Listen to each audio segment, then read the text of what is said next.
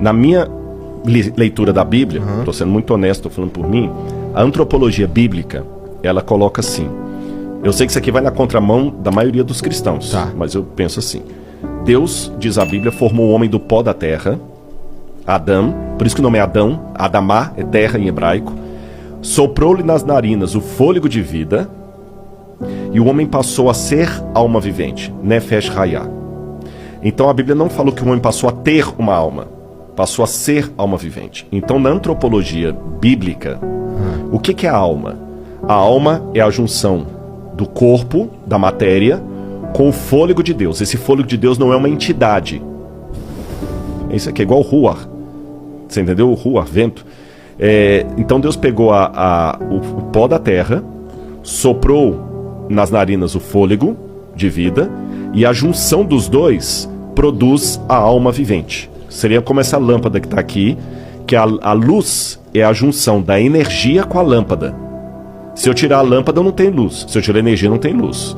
Então a alma é a junção do corpo com o fôlego dado por Deus. Se eu tirar um dos dois, não tem alma.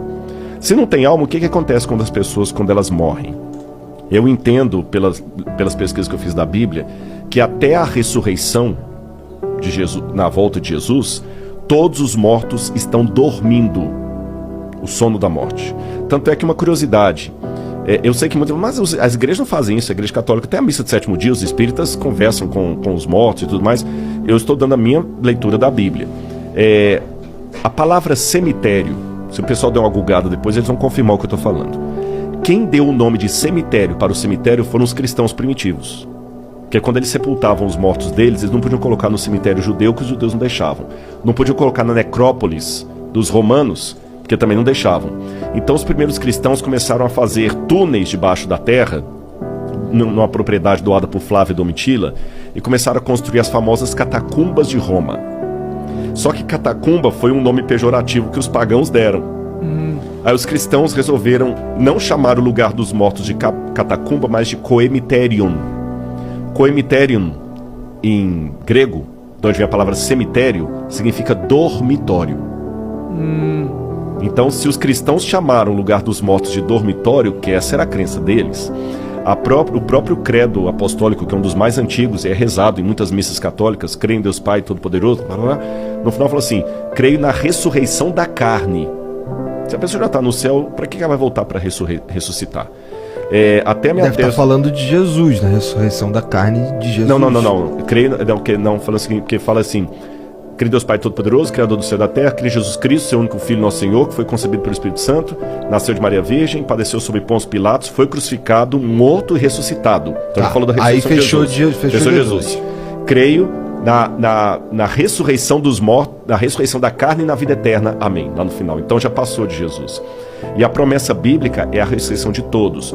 Então quer dizer, se sua mãe morreu, ela não vai entrar no céu antes de você. Você está entendendo? Todos vão juntos. Paulo fala assim, que num abrir e fechar de olhos, ao soar da última trombeta, descerá do céu, e os mortos em Cristo ressuscitarão primeiro. E Paulo fala assim, nem todos dormiremos. A ideia de uma alma imortal, porque mesmo os gregos, os egípcios, não tinham essa ideia de imortalidade da alma que nós temos hoje. Quando você fala Ka no egípcio, eles entendiam que a Ka, que é alma em egípcio, era um elemento que precisava de um corpo material para existir. Então você vê que mesmo na cultura egípcia mais antiga, a ideia é que a alma não é uma entidade etérea. Ela precisa de um corpo. Também na Suméria. Por isso que eles faziam múmias? Por isso faziam múmias, exatamente. Aí quando veio Platão que começou a falar do mundo das ideias e separar a ideia da matéria, e a psique em grego, que é a alma, pertencia ao mundo das ideias, coisa imaterial. E a partir de Platão, que começou então uma antropologia dualista, separando alma de corpo. Essa visão platônica entrou no mundo dos judeus, que é o helenismo, dominou o mundo, que mesmo Roma sendo a senhora do mundo, quem dominava culturalmente ainda eram os gregos. Aliás, Burns diz que nós pensamos como pensamos porque os gregos pensaram como pensaram.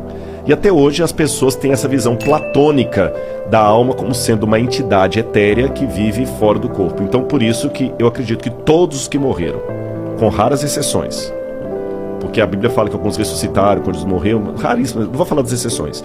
Todos os que morreram estão dormindo no pó da terra, aguardando a volta de Jesus. Na minha opinião, ninguém agora está ainda na glória com Deus. Até um dos textos que muita gente pensa que promete a vida eterna é o texto do ladrão na cruz, onde Jesus falou: em verdade digo que hoje estás comigo no paraíso. A minha tese de doutorado na Universidade Católica foi sobre o grego desse texto. Eu descobri uma regra do grego ali, que quando o advérbio está entre dois verbos, ele qualifica o verbo da antecedência.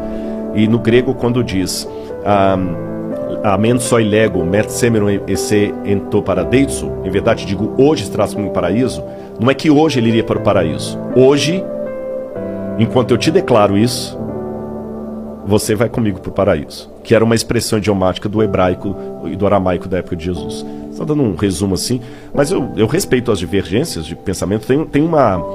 A verdade é que a gente não tem essa certeza. Eu estou falando pela leitura bíblica, né?